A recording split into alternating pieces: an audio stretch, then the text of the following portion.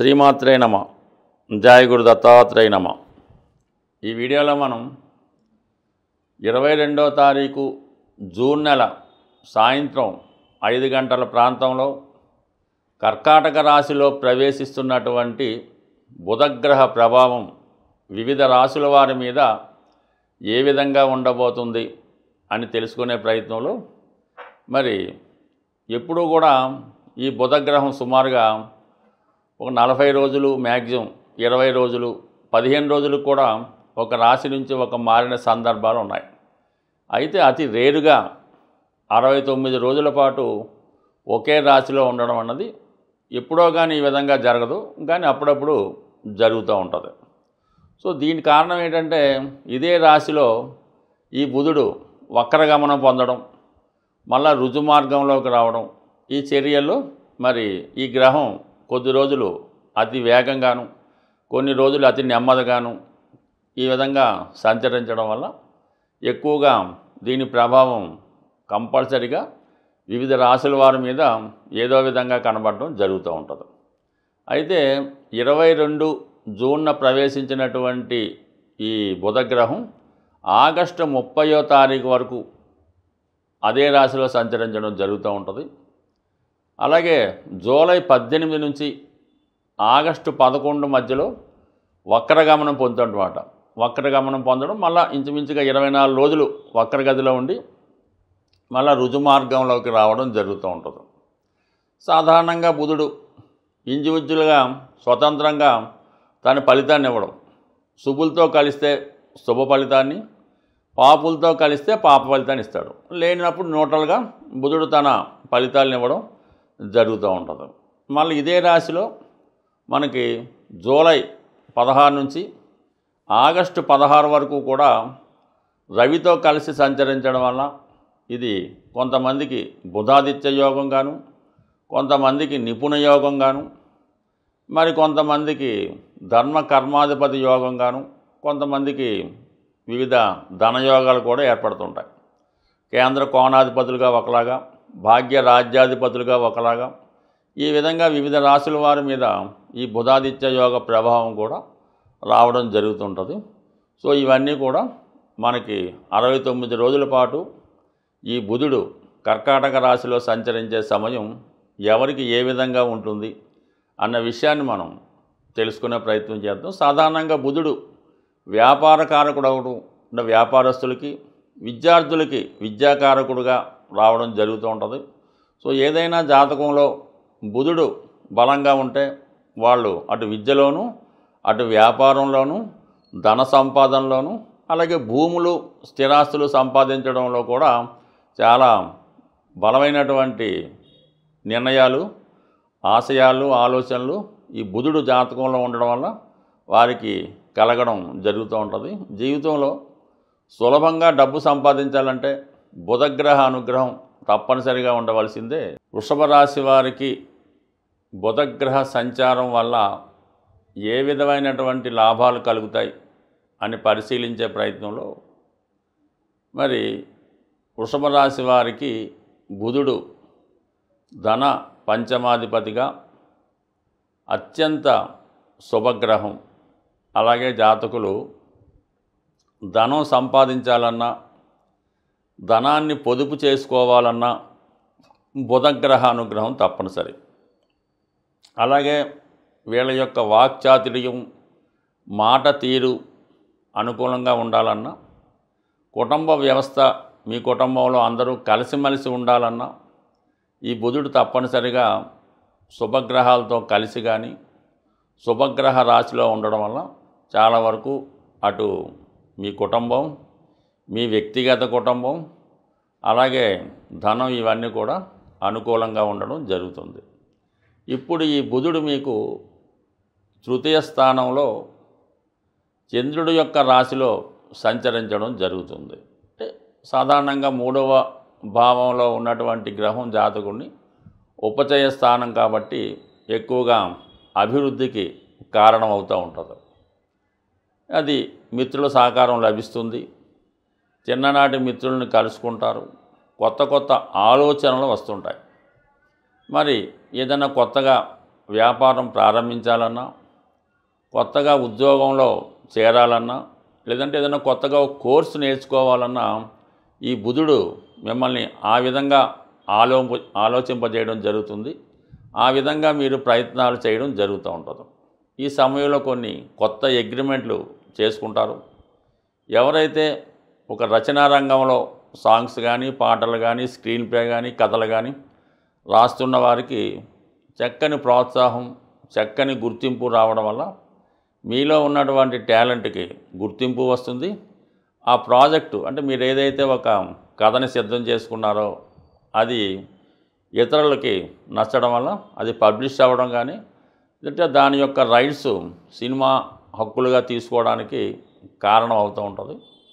అలాగే బుధుడు 3వ రాశిలో ఉన్నప్పుడు విద్యార్థులకి చాలా వరకు ప్రోత్సాహకరంగా ఉంటుంది. కొత్త కొత్త అవకాశాలు, ఆలోచనలు వస్తాయి. వారిలో ఉన్నటువంటి జ్ఞాపక శక్తి పెరగడం వల్ల చాలా పరీక్షల్లో కానీ, ఇంటర్వ్యూలో కానీ తప్పకుండా విజయం సాధించడం అన్నది జరుగుతూ ఉంటుంది. అలాగే స్త్రీలకి వివాహ ప్రయత్నాలు ఫలిస్తాయి.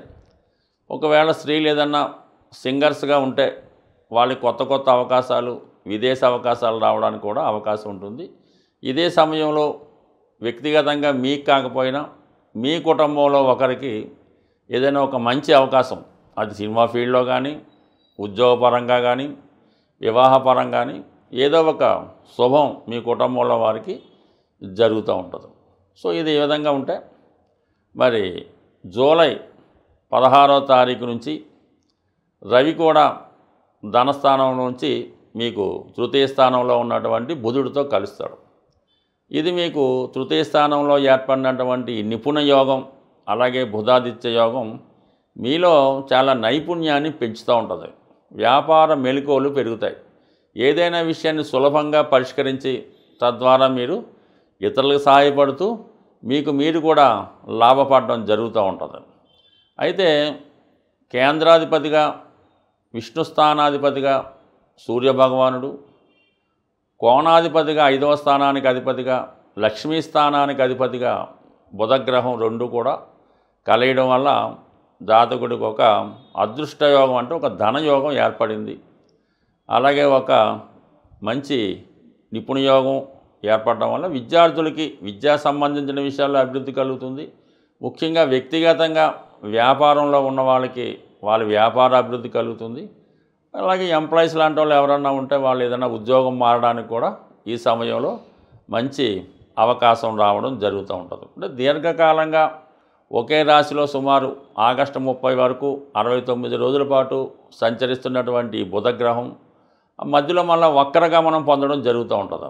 ఎప్పుడు మనకి జూలై 18 నుంచి ఇంచుమించుగా మనకి ఆగస్టు 11 వరకు 24 రోజుల పాటు ఈ వక్రగమనంలో ఉన్నటువంటి బుధుడు కామన్గా మీరు విద్యార్థులైనా, లేదంటే ఉద్యోగ ప్రయత్నం చేస్తున్నా, లేదంటే ఏదైనా ఆర్థికంగా ధనం కోసం ప్రయత్నం చేస్తున్నా, గతంలో ఏదైనా మీరు ఒక ఎగ్జామ్ రాసి ఫెయిల్ అయి ఉంటే మళ్ళీ ఇంకొకసారి ఆ ఇంటర్వ్యూకి కానీ ఆ ఎగ్జామ్ కానీ మీరు ఆగస్టు అంటే జూలై 18 తర్వాత ఆగస్టు 11 మధ్యలో మళ్ళీ ఇంకొకసారి ప్రిపేర్ అవుతాయి. అటు వీసా కన్నా దేనికన్నా ఇతర దేశానికి వెళ్ళడానికి కావాల్సినటువంటి వీసా కొరకు ప్రయత్నం చేస్తున్నా మళ్ళీ ఇంకొకసారి అంటే ఆల్రెడీ ఫెయిల్ అయిన వారు తిరిగి ప్రయత్నం చేయడం వల్ల ఈ సమయంలో మీరు గతంలో పోగొట్టుకున్నది, ఫెయిల్ అయినది తిరిగి మళ్ళీ పొందే అవకాశం ఉంటుంది. సాధారణంగా నవగ్రహాలకి పరిహారం చేస్తున్నప్పుడు కొన్ని గ్రహాలకి అంటే ఎక్కువ పాపగ్రహాలు అనుకోవచ్చు,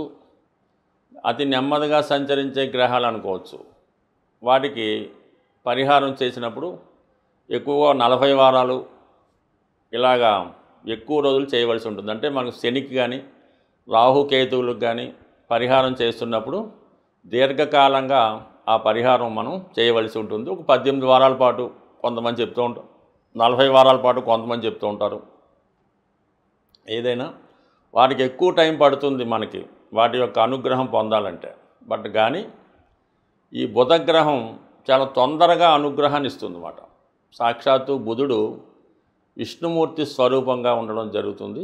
అలాగే విఘ్నేశ్వరుడు కూడా మరి ఆ స్వామి యొక్క అంశే కాబట్టి విద్యార్థులు వ్యాపారస్తులు విఘ్నేశ్వరుణ్ణి బుధవారం రోజు గరికతో అర్చన చేయడం వల్ల మీరు బుధగ్రహ అనుగ్రహాన్ని పొందుతారు.